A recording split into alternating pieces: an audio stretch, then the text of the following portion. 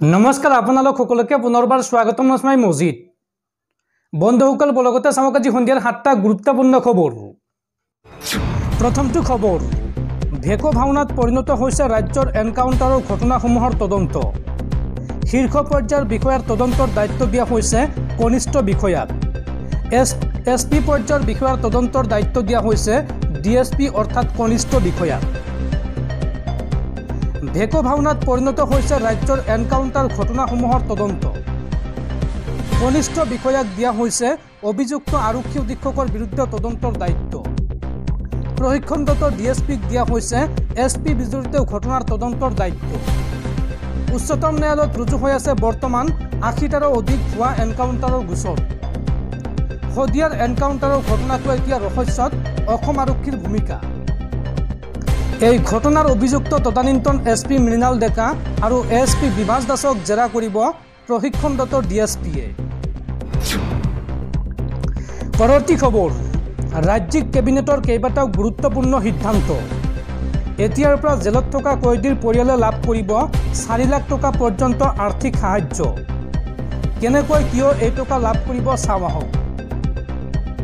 ৰাজ্যিক কেবিনেটৰ কেইবাটাও গুৰুত্বপূৰ্ণ সিদ্ধান্ত। জেলত থকা কয়দীৰ বাবে কেবিনেটে লৈছে ডাঙৰ সিদ্ধান্ত। কয়দীৰ পৰিয়ালৰ কথা চিন্তা কৰি ক্ষতিপূৰণৰ ব্যৱস্থা হাতত লৈছে চৰকাৰে। 4 লাখ টকা পৰ্যন্ত লাভ কৰিব এককালীন ক্ষতিপূৰণ।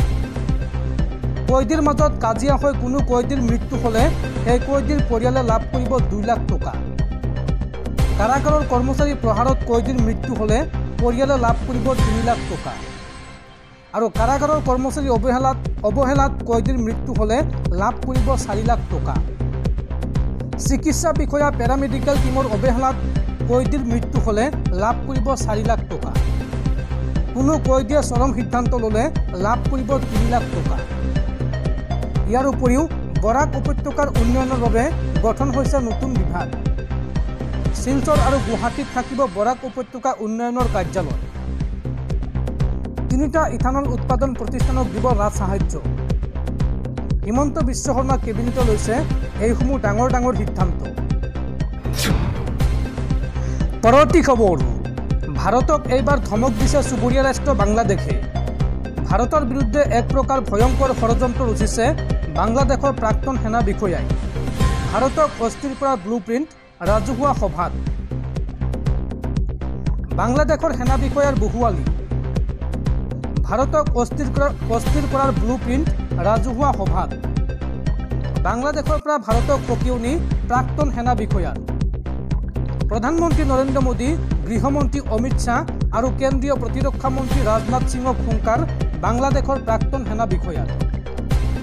তেওঁলোকৰ মন্তব্য বাংলাদেশৰ সেনা আজি সেই 1972ৰ দৰে হৈ থকা নাই। বাংলাদেশে এতিয়া যিকোনো শত্ৰুৰ সৈতে মোকাবিলা কৰিবলৈ প্ৰস্তুত। বাংলাদেশী সেনাৰ অৱসৰপ্ৰাপ্ত লেফটেনেণ্ট কৰ্নেল মনীষ দেৱানৰ এই মন্তব্য। ভাৰতীয় আধিপত্য নচলিব বাংলাদেশত। বাংলাদেশে আৰু ভাৰতৰ সন্মুখত নতশিৰ নহয়, এই মন্তব্য প্ৰাক্তন সেনা বিষয়াৰ। দৰ্শকসকল আৰু বহুতো গুৰুত্বপূৰ্ণ খবৰ আছে। তাৰ আগতে আপোনাক জনাওঁ যে যদি আপুনি এতিয়ালৈকে এইটো ভিডিঅ'ত লাইক কৰা নাই তেন্তে এতিয়াই ভিডিঅ'টোত লাইক কৰি দিয়ক।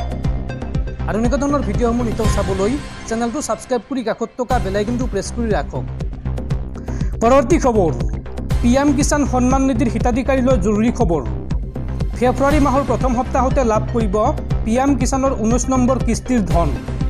19 নম্বৰ কিস্তিৰ ধন লাভ কৰিবলৈ আপুনি কৰিব লাগিব এটা বিশেষ কাম। কি কাম কৰিব লাগিব চাওঁ আহক। PM কিষাণ যোজনাৰ হিতাধিকাৰীৰ বাবে জৰুৰী খবৰ। 19 নম্বৰ কিস্তিৰ ধন লাভ কৰিবলৈ হলে এতিয়াই কৰক এই কাম। ফেব্ৰুৱাৰী মাহৰ প্ৰথম সপ্তাহত লাভ কৰিব 19 নম্বৰ কিস্তিৰ ধন। এই আঁচনিৰ সুবিধা ল'বলৈ কৃষকে eKYC সম্পূৰ্ণ কৰাটো বাঞ্ছনীয়। ডিচেম্বৰ মাহতে eKYC সম্পূৰ্ণ নকৰিলে আপুনি নাপাব 19 নম্বৰ কিস্তিৰ ধন। নিকটৱৰ্তী CSC চেণ্টাৰত অনলাইন যোগে কৰিব পাৰিব eKYC। eKYCৰ বাবে আপোনাক প্ৰয়োজন হ'ব আধাৰ কাৰ্ড আৰু বায়োমেট্ৰিক।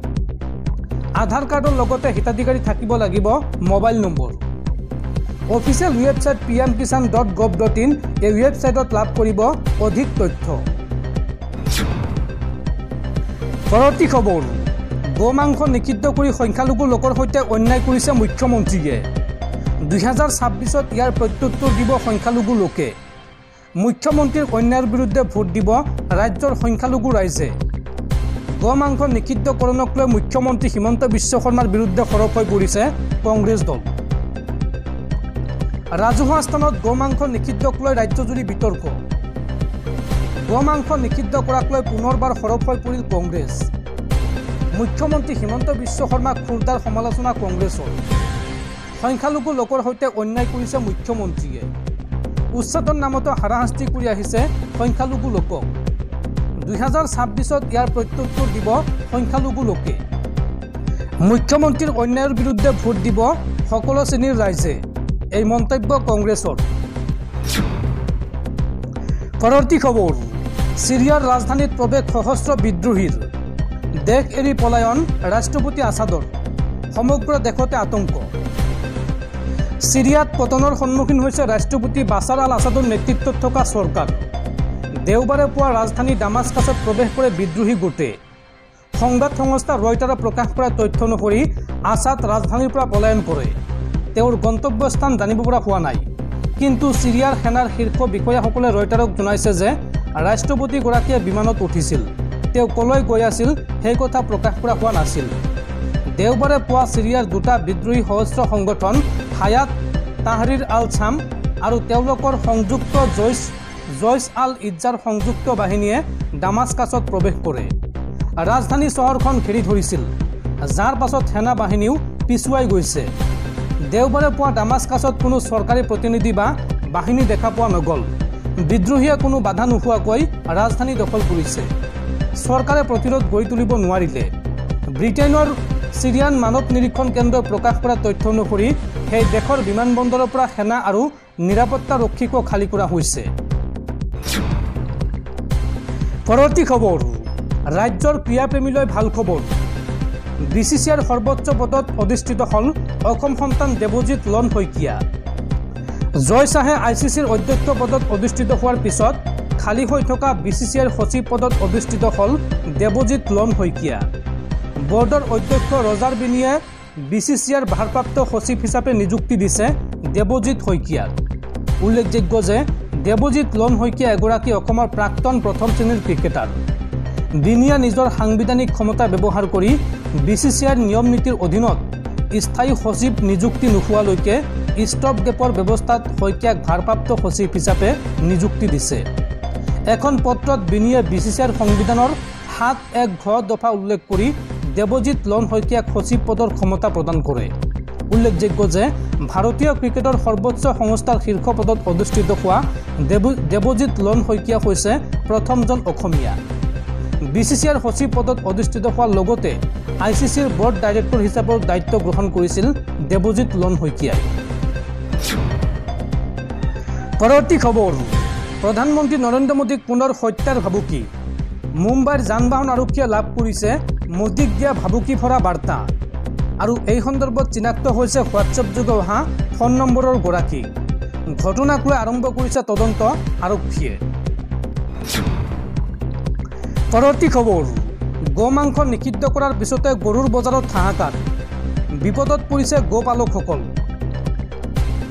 গো মাংস নিষিদ্ধ হোৱাৰ পিছতে ৰাজ্যৰ গৰুৰ বজাৰত হাহাকাৰ সমস্যাত পৰিছে গোপালকসকল গৰু বিক্ৰী কৰিব নোৱাৰি বিপদত পৰিছে গোপালকসকল সাংসদ ৰকিবুল হুছেইনৰ বাবেই এনে পৰিস্থিতিৰ উদ্ভৱ হোৱা বুলি ক্ষোভ প্ৰকাশ কৰে গোপালকসকলে উজনি অসমৰ আটাইতকৈ পুৰণি আৰু বৃহৎ গৰু বজাৰখনেই হ'ল ৰাজমাইৰ গৰু বজাৰ শিৱসাগৰ ডিব্ৰুগড় চৰাইদেউ লখিমপুৰ আৰু ধেমাজি তিনিচুকীয়া জিলাৰ পৰা এই বজাৰলৈ আহে গৰু শ শ গোপালকে ৰাজমাই বজাৰলৈ বিক্ৰীৰ বাবে আনে এই গৰুসমূহ আৰু এতিয়া গো মাংস নিষিদ্ধ কৰাত প্ৰভাৱ পৰিছে এই বজাৰত অচিৰে এই নিষেধাজ্ঞা উঠাই লোৱাৰ দাবী গৰু বিক্ৰেতাসকলৰ